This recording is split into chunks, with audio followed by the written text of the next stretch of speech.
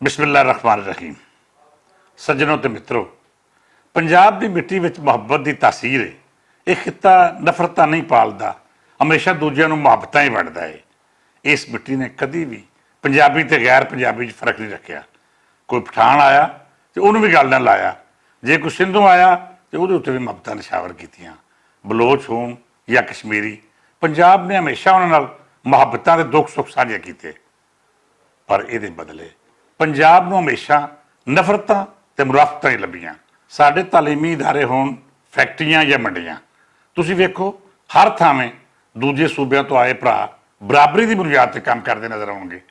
कि दूजे सूबिਆਂ 'ਚ भी इंज ही है जिवें साडे तालीमी इदारिਆਂ ਵਿੱਚ पख्तून ते बलोच तालब इलम ਲਈ कोटे ने, कि उत्थे भी पंजाबियों ਨੂੰ इस तरह मुहब्बतां भरे रवैये मिलते हैं। तुहानूं इहदा जवाब बलोचिस्तानों आईयां पंजाबी मजदूरां दीयां लाशां देणगीਆਂ। वो लोग ਜਿਹੜੇ ਵਿਚਾਰੇ ਆਪਣੇ ਬਾਲਾਂ ਲਈ ਰਿਜ਼ਕ ਰੋਟੀ ਕਮਾਉਣ ਗਏ ਤੇ ਸਿਰਫ ਇਸ ਕਰਕੇ ਮਾਰ ਦਿੱਤੇ ਗਏ ਕਿ ਉਹ ਪੰਜਾਬੀ ਸਨ, ਜਾਂ ਫਿਰ ਉਹ ਜਿਹੜੇ ਕੇਪੀ ਵਿੱਚ ਕਾਰੋਬਾਰ ਕਰਨ ਗਏ ਤੇ ਇਸ ਕਰਕੇ ਜ਼ੁਲਮ ਦਾ ਸ਼ਿਕਾਰ ਹੋਏ ਕਿ ਉਹਨਾਂ ਦਾ ਤਾਲੁਕ ਪੰਜ ਦਰਿਆਵਾਂ ਦੀ ਧਰਤੀ ਨਾਲ ਸੀ। ਸਿੰਧੀਆਂ ਦਾ ਤਾਸਬ ਵੀ ਕੁਝ ਘੱਟ ਨਹੀਂ। ਪੰਜਾਬੀ ਨਾਲ ਨਫ਼ਰਤ ਭਰੇ ਲਹਿਜੇ ਆਪ ਬੋਲਦੇ ਨੇ ਕਿ ਉਹਨਾਂ ਨੂੰ ਪੰਜਾਬ ਨਾਲ ਕਿੰਨੀ ਨਫ਼ਰਤ ਹੈ। ਸੱਜਣੋ ਤੇ ਮਿੱਤਰੋ, ਮੇਰਾ ਮਕਸਦ ਹਰਗਿਜ਼ ਨਫ਼ਰਤਾਂ ਫੈਲਾਉਣਾ ਨਹੀਂ ਤੇ ना ही मैं लसानी बुनियादा उत्ते तफरीक का कायल हाँ। मैं तो सिर्फ वो हकीकत दस रहा जिहड़ी पंजाबियों नूं ये सोचण उत्ते मजबूर कर रही है कि हुण भी वेला है, अखां खोलो ते अपने पंजाब नूं उहदा हक दिवाउण लई हर फोरम उत्ते आवाज़ चुको।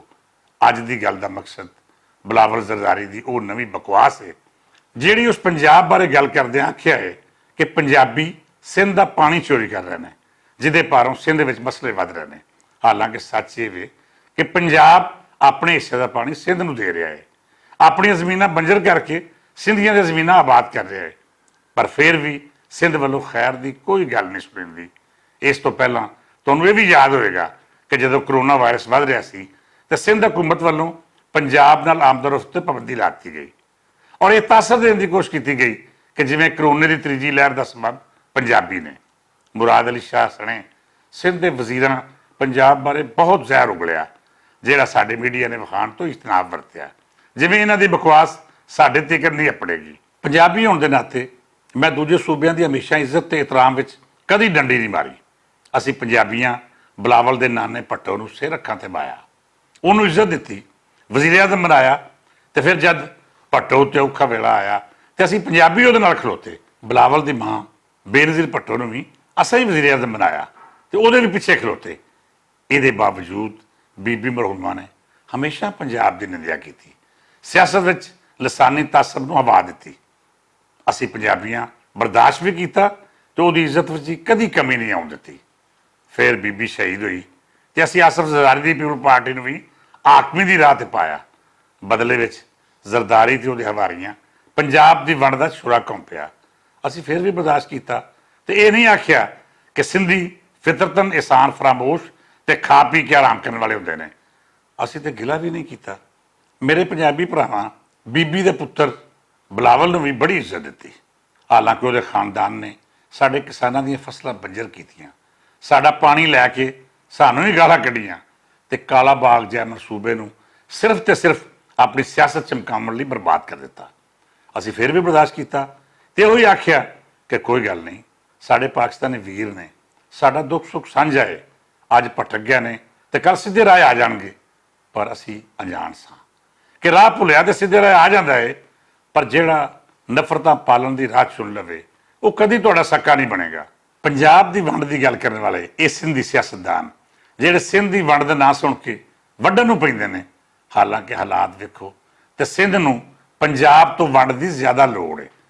पर सियासी गटर के ये गंदे कीड़े अपने मुफादात उत्ते मबनी पंजाब दुश्मन तो वक् कुछ सोचने को तैयार ही नहीं।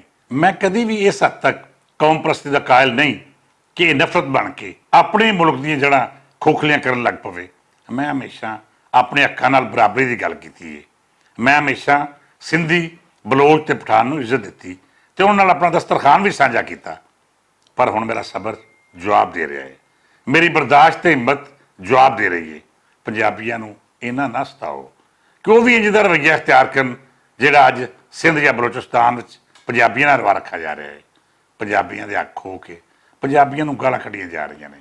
ਇਹ ਰਵੱਈਆ ਹੁਣ ਮਜ਼ੀਦ ਨਹੀਂ ਚੱਲੇਗਾ। ਪੰਜਾਬੀ ਸਭ ਨਾਲ ਪਿਆਰ ਕਰਦੇ ਨੇ, ਉਹਨਾਂ ਦੇ ਮਾਣ ਸਨਮਾਨ ਦਾ ਖਿਆਲ ਰੱਖਦੇ ਨੇ। ਤੁਸੀਂ ਬਦਲੇ ਵਿੱਚ ਪੰਜਾਬੀਆਂ ਨੂੰ ਉਨੀ ਮੁਹੱਬਤ ਵਾਪਸ ਨਹੀਂ ਕਰ ਸਕਦੇ ਤੇ ਘੱਟੋ ਘੱਟ ਆਪਣੇ ਅੰਦਰ ਦੀ ਨਫ਼ਰਤਾਂ ਤੇ ਕ੍ਰੋਧ ਨੂੰ ਕਾਬੂ 'ਚ ਰੱਖੋ। ਜੇ ਇਹਸਾਨ ਦਾ ਬਦਲਾ ਨਹੀਂ ਦੇ ਸਕਦੇ ਤੇ ਕਮ ਸੇ ਕਮ ਡੰਗ ਤੇ ਨਾ ਮਾਰੋ। ਮੈਂ ਖਾਸ ਤੌਰ ਤੇ ਪੀਪਲਸ ਪਾਰਟੀ ਦੇ ਆਗੂਆਂ ਨੂੰ ਆਖਾਂਗਾ ਕਿ ਇਸ ਜਮਾਤ ਨੂੰ ਉਸਾਰਨ ਵਾਲੇ ਪੰਜਾਬੀ ਸਨ। ਜਦੋਂ ਤੱਕ ਤੁਸੀਂ ਪੰਜਾਬ ਦਾ ਇਹਤਰਾਮ ਕੀਤਾ, ਤੁਹਾਡਾ 17 ਅਰੂਜ ਤੇ ਰਿਹਾ, ਤੇ ਜਦੋਂ ਤੁਸੀਂ ਪੰਜਾਬ ਨਾਲ ਨਫ਼ਰਤ ਦਾ ਰਿਸ਼ਤਾ ਬਣਾ ਕੇ ਮੋਸਲਕਸ਼ੀ ਦੀ ਰਾਹ ਤੇ ਟੁਰੇ ਤੇ ਉਦੋਂ ਜ਼ਲਾਲਤ ਤੁਹਾਡਾ ਮੁਕੱਦਰ ਬਣ ਗਈ। ਤੇ ਜੇ ਅੱਗੇ ਵੀ ਤੁਸੀਂ ਪੰਜਾਬ ਤੇ ਪੰਜਾਬੀਆਂ ਬਾਰੇ ਇੰਝ ਹੀ ਭੌਂਕੋਗੇ ਤੇ ਫਿਰ ਪੰਜਾਬੀ ਵੀ ਚੁੱਪ ਨਹੀਂ ਰਹਿਣਗੇ, ਤੁਹਾਨੂੰ ਜਵਾਬ ਵੀ ਦੇਣਗੇ ਤੇ ਤੁਹਾਡਾ ਇਲਾਜ ਵੀ ਚੰਗੀ ਤਰ੍ਹਾਂ ਕਰਨਗੇ। ਮੈਂ ਇੱਕ ਵਾਰੀ ਫੇਰ ਅਰਜ਼ ਕਰਦਾ ਹਾਂ ਕਿ ਪੰਜਾਬੀਆਂ ਨੂੰ ਪਰੇਸ਼ਾਨ ਨਾ ਕਰੋ। ਅਸੀਂ ਨਹੀਂ ਚਾਹੁੰਦੇ ਕਿ ਮਾਹੌਲ ਖਰਾਬ ਹੋਵੇ, ਤੇ ਜੇ ਤੁਹਾਨੂੰ ਆਪਣੇ ਅੰਦਰ ਮੌਜੂਦ ਪੰਜਾਬ ਦੁਸ਼ਮਣ ਕੀੜੇ ਉੱਤੇ ਕੰਟਰੋਲ ਨਹੀਂ ਤੇ ਫਿਰ ਅਸੀਂ ਉਹਦਾ ਚੰਗੀ ਤਰ੍ਹਾਂ ਇਲਾਜ ਕਰਨਾ ਵੀ ਜਾਣਦੇ ਹਾਂ। ਪੰਜਾਬ ਨਾਲ ਪਿਆਰ ਕਰਨ ਵਾਲਿਆਂ ਨੂੰ ਹਜ਼ਾਰਾਂ ਸਲਾਮਾਂ, ਤੇ ਪੰਜਾਬ ਤੇ ਪੰਜਾਬੀ ਨਾਲ ਬੋਝ ਰੱਖਣ ਵਾਲੇ ਕੁੱਤਿਆਂ ਉੱਤੇ ਲੱਖ ਲੱਖ ਲਾਹਨਤਾਂ। ਇਜਾਜ਼ਤ ਦਿਓ, ਰੱਬ ਰਾਖਾ।